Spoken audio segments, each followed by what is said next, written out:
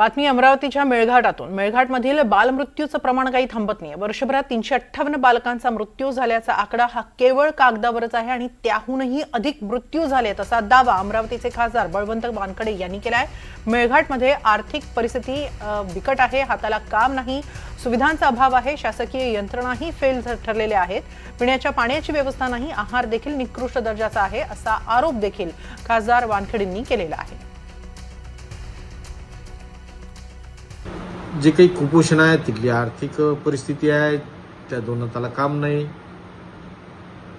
आणि जो सुविधांचा अभाव आहे, आरोग्य यंत्रणा नंतर इतर यंत्रणा ह्या सगळ्या तिथं फेल ठरलेल्या आहेत।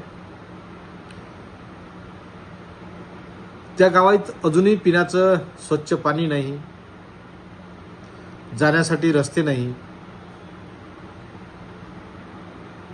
दोन हाताला काम नाही, ह्या अनेक समस्याचा तो तिथं डोंगर आहे।